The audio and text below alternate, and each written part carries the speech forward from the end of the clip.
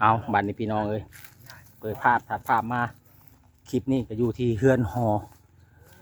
ของอ้ายจอยแล้วเอ้ยหมดเพิ่นพี่น้องเนาะ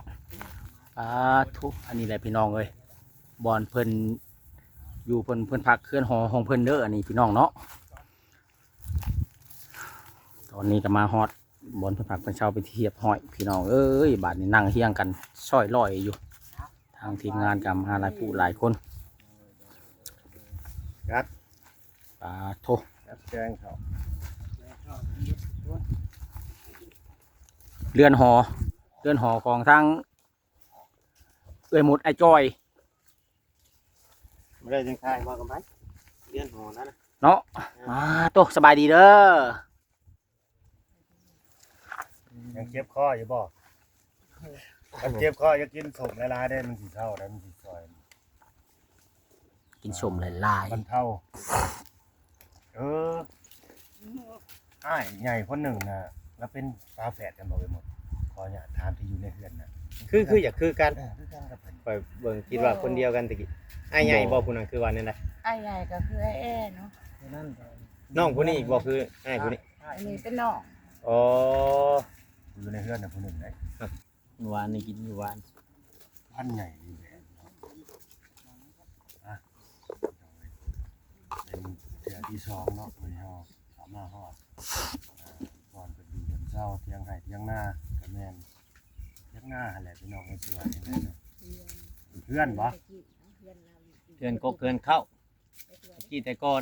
ฉันขอว่าเพื่อนห้างนี่สิหายบ่เว้ยหมดเนาะคือห้างเนาะ เดี๋ยวบ่ได้มีดังคงดังคาเนาะ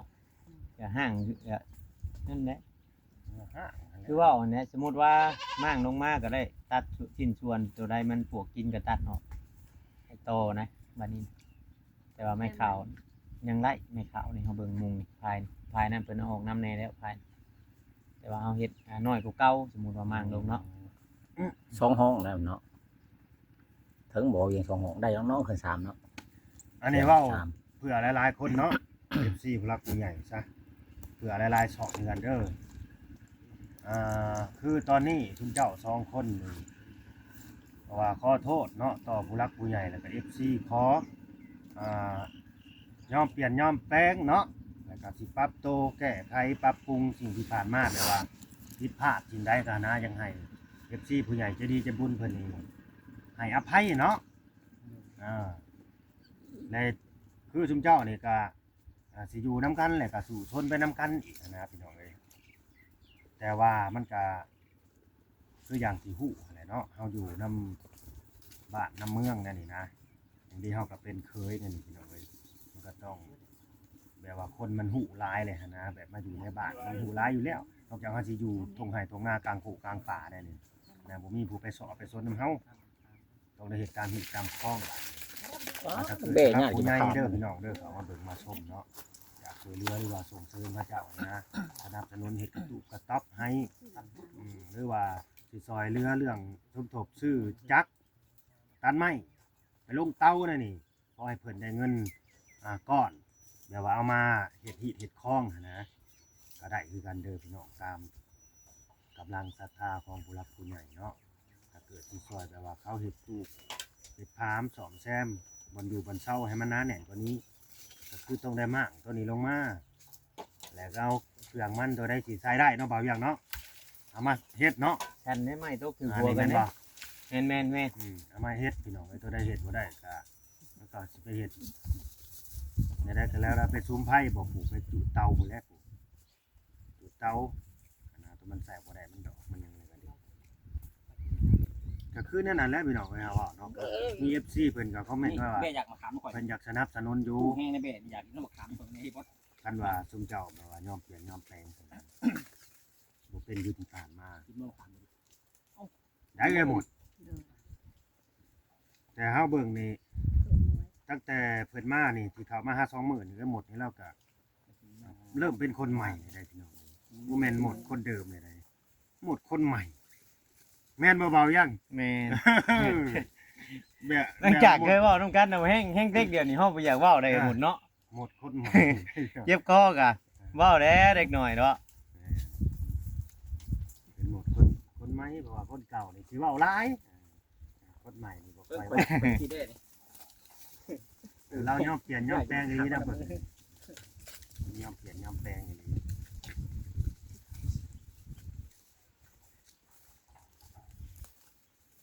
แม่นยัง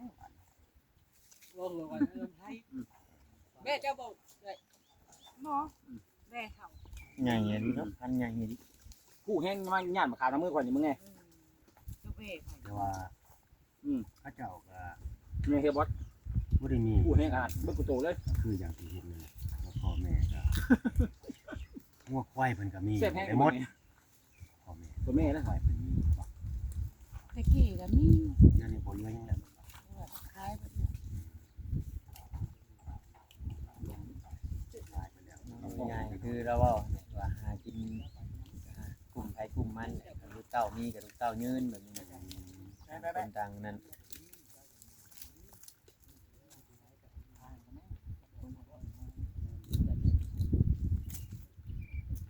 บ่าวยังมียังเพิ่มเติมก็เพิ่มเติมคนไปกินน้ำก่อน ไปกินน้ำบ่ น้ำก่อนเด้อ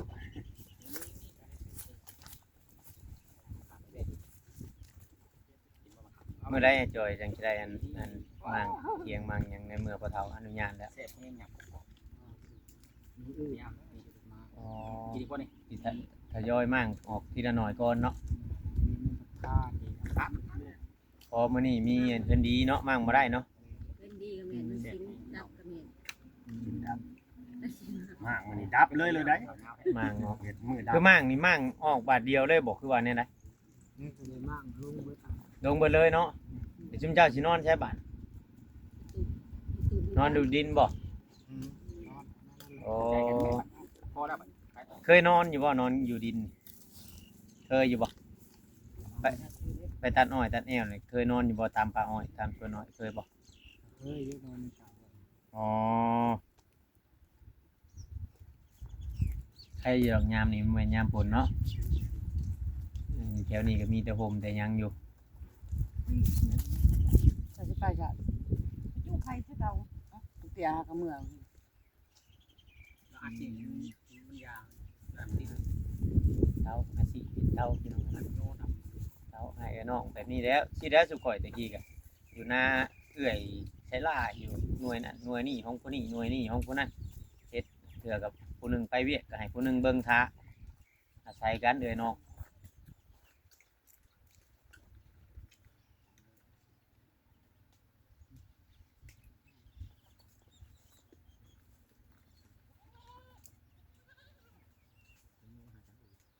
ไปถามแล้วนะแม่ตั้งกองอะไรผันมาเถิด เนาะโอ้ไปเกลือไปผู้บ่าวไผกะ เบี้ยยักษ์ อืม ท่านคอยเข้าไปเบี้ยมันจะไปกวนมันโทรศัพท์ลูกมึงที่ถอดแห้งอย่างนี้ละมาเนี่ย แม่นแล้ว เอ้ยเนี่ยทุกงาม ทั้งหมดเนี่ยเป็นสีเศร้าๆเนาะมีความนักใจเรื่องใดเอ้ย บ่จำได้นะก็โต โอ้ เป็นไข่ๆหนาว โอ้นอนเถียงไม่เฮ็ดให้เมียบ่สำบายซ้ำให้จอยนี่มื้อตากหมอกบ่ มือมานอนมือแดงไรกั้งอยู่บ่ผาตังไรกั้งบ่โอ้ นอนเต้นเอา อืม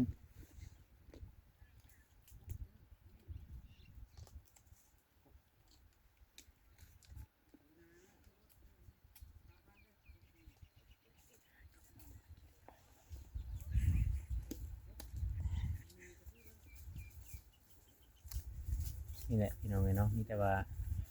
คือเฮาเว้าคือสิในเมื่อทุกคนได้ที่ว่ามันผิดพลาดได้ขอโอกาสได้ก็ทางผู้รักผู้ใหญ่เพราะว่าในตอนนั้นตอนที่เราเว้านั้นบางเทื่อบางทีกับ FC ว่าเราคือขอไปแล้วโอกาสในตอนนั้นเว้าง่ายๆว่าเรายังนั่นอยู่พี่น้องเนาะยังบ่ค่อยมีสติบัดนี้เราก็ปรับเปลี่ยนแล้วเรามาเปลี่ยนตัวเองเปลี่ยนแปลงตัวเองแล้วน้องเราก็บอกหลายคนแล้วบัดนี้นะต้องปจอยแล้วก็มีไม่เด็ดบอกง่ายๆใช่น้องปจอยเนาะไม่เด็ดในบอกเมียบอกหยังเนี่ยแหละก็คือสีนั่นบัดนี่ เป็นครอบเป็นครัวในเมื่อมันเป็นกูเป็นกิ้งแล้วเฮาก็พากันสร้างกันช้าเบิ่งแนวใดบ้านเมืองหมู่เฮ็ดแนวใดก็เนี่ยสิหาวิธีหาเงินหาคำนี่แหละเบิ่งแต่ว่าบ่เวียงยังคิดอยู่ว่าทางผู้หลักผู้ใหญ่สมมุติว่าเพิ่นสิปะสิปล่อยโดดนี่ก็บ่มีดอกพี่น้องเอ้ยเนาะบางเขตบางครอบครัวนี่คือว่าแฮงรุนแรงกว่านี้ก็คือยังอันเพิ่นยังให้อภัยหันนะพี่น้องเพราะว่ามันมีหลายเขตที่ผ่านมาแล้วพี่น้องเอ้ยเนาะแต่ว่าในเมื่อเฮาเฮ็ดผิดเฮายอมรับผิดเฮาแก้ไขปัญหาแต่ว่าเฮาก็บ่ให้อยู่เฉยสมมุติว่าสิท่าแต่ทางผู้รักผู้ใหญ่ใจดีเพิ่นช่วยนี่ก็มันเป็นไปบ่ได้คือเคยเว้าแหละที่ผ่านมาเนาะที่ผ่านมาก็เพิ่นสมมุติว่าเพิ่นเว้านี่ก็บ่ได้ว่าสิได้โดดได้เงินนํเพิ่นเนาะอย่างคือทางอันบ่เวียงได้เข้าไปแทกดินแทกโลนให้ทางประตูลาวนี่แหละพี่น้องเนาะเพราะว่าทางผู้ใหญ่เพิ่นให้เฮ็ดให้เฮาแทกเฮาก็ต้องแทกให้เพิ่นเบิ่งเพิ่นเสนอมาเนาะพี่น้องเนาะต้องเฮ็ดให้เพิ่นเห็น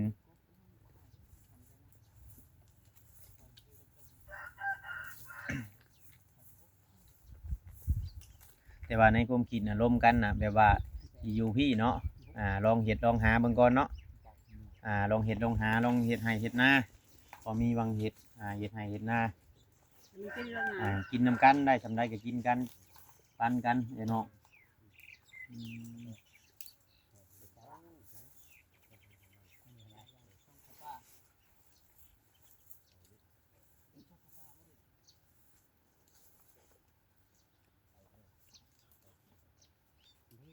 บ้านทางลุมก็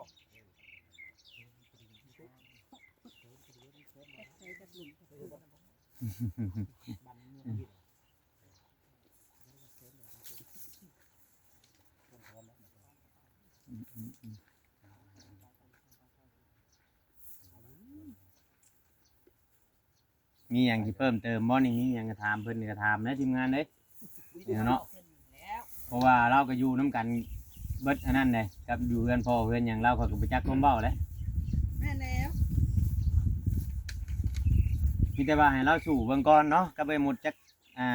ตั้งหนึ่งเนาะเดี๋ยวทางผู้รักผู้ใหญ่เพิ่นเบิ่งได้เพิ่นสิพิจารณาเองพี่น้องไงเนาะ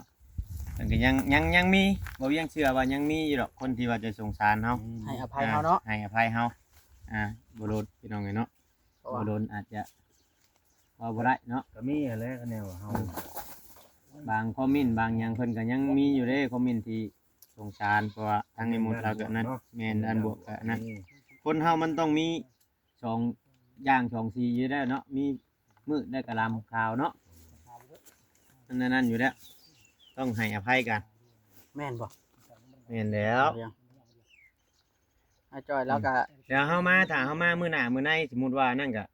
อาจจะได้เห็นเราเฮ็ดเวียกเฮ็ดหยังพี่น้องเห็นเราถ่ายเราเฮ็ดเวียกเรามั่งเถียงมั่งหยังนี่สมมุติว่ามื้อนี้น่ะเฮ็ดหยังบ่ได้อยู่แล้วพี่น้องเนาะ เดี๋ยวเฮามาจับซอยเฮ็ดทันเฮ็ดนี่เนาะ คำว่าสิให้เราไปหายทานกับเตาทานอ้ายเราอัดเลย หายช่วยกัน สมมุติว่าเจ้ายังบ่ได้เฮ็ดหยังก็มีแต่ว่าไปหายช่วยเพิ่นให้ได้ก่อนเนาะหายช่วยเฮ็ดช่วยเฮ็ดหยังเพิ่นให้ได้ก่อน ตามเฮามีนั่นเด้อย่าเราแลพอตู้ก็ลังเทื่อเราอยู่ในโลกภายในเราอยู่แต่ในเฮือนเราบ่ฮู้ได้ว่าลูกเต้าสิไปเอาไม้มาแต่ไสหาวิธีใดเฮ็ด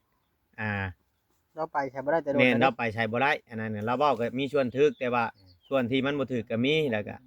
เฮาผู้เป็นลูกนี่แนวไรเฮาสิแสวงหาการหาเงินว่าซั่นซะแนวไรเฮาสิบ่เป็นโทษเป็นหนี้ เราย่านลูกไปเอาไม้ผู้อื่นแล้วเป็นโทษนะ แม่นความห่วงใยของพ่อของแม่อันน่ะ แม่นบอกยังแม่นแล้วเนาะ ก็คือชุมข่อยตะกี้น่ะแต่ชุมข่อยเฮ็ดนั่น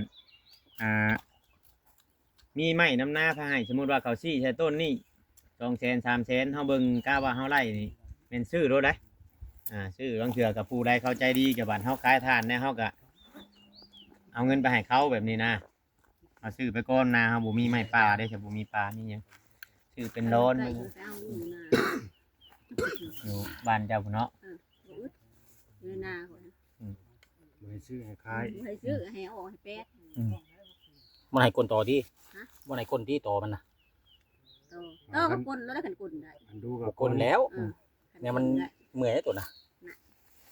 ถ้าเพิ่นให้เอาไม้สิไปเอาซะ ต่างว่าง่ายๆก็ให้ดึงนะพึกเฮ็ดกับเอื้อยกับน้องแบบว่าเฮ็ดเป็นของตัวเองเพราะว่าท่านที่เขาพ่อจ้อยไปเฮ็ดตะกี้มันบ่ได้แบบนี้บ่แม่นบ่จ้าบอนคนละแบบล่ะบ่คนละแบบได้ท่านที่เตาท่านที่เราไปเฮ็ดนั่นนะเอาออกมาแบบบ่ได้มอดได้ชุมเจ้าเว้าเนาะ อะไรมันคือเอาได้ มันมีมันเป็นเหล็ก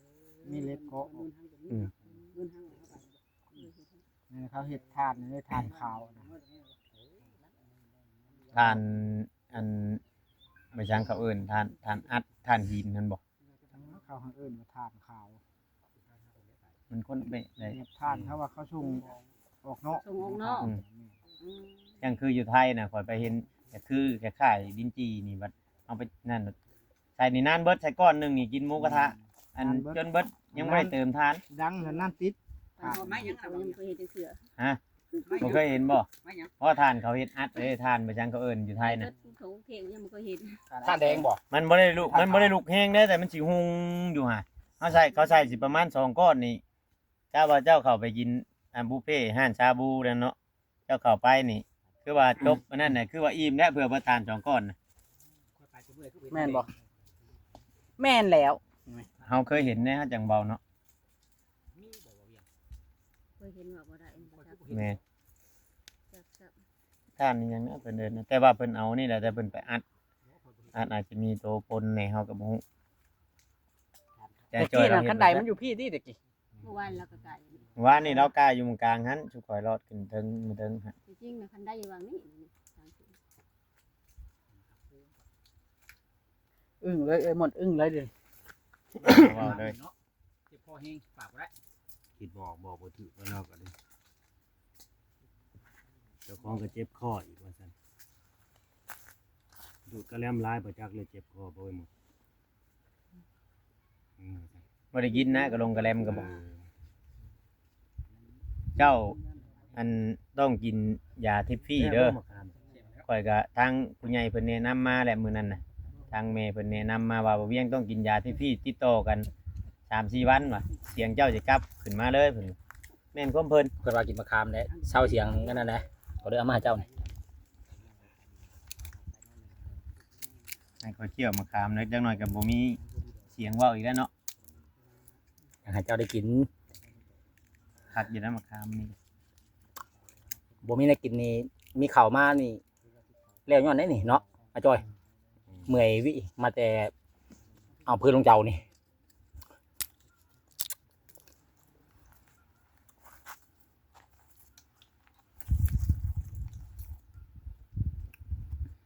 ไม่เมื่อตะกอกหอกตบเฮ็ดบุญ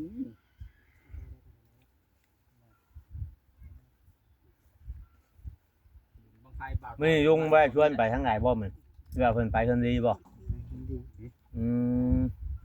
เพิ่นไปเพิ่นดีแต่เพิ่นบ่ได้เฮ็ดเวียกมื้อก็มีแต่ให้ป้าเฮ็ดซื่อๆเนาะจอบเบิ่งซื่อ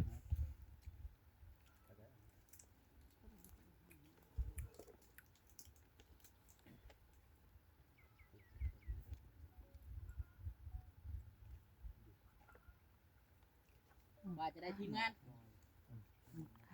จักหน่อยกันบ่กลับบ้านเก่าคืน แม่นจังน้อยแล้วจังพากันเมื่อออกไปข้างนอกพุ่นไปเอาทิปข้าวอย่าให้เฮาดื่มทิปข้าวเด้อ จิบข้าวแล้วเมื่อแวะจิบข้าวแล้วเมื่อได้เปล่าเพียงใช้ ของใดที่ลืมบ่หรือว่าตั้งจิตไปไว้ ลืม อีก เริ่มมาออก ลื มาม บอก แบบเมื่ออย่าให้ดื่ม ใส่ดอกมาดู ลืมออกมามื้ออื่นอีกเอา คือได้เงินนั่นว่าสิถามผู้ใหญ่ถามเลยบ่เรื่องที่เขานะ เบา ท่านได้ถามครับ อ่า ไปถามกันกับเพิ่นเนื้อใส่เด้อ โอเค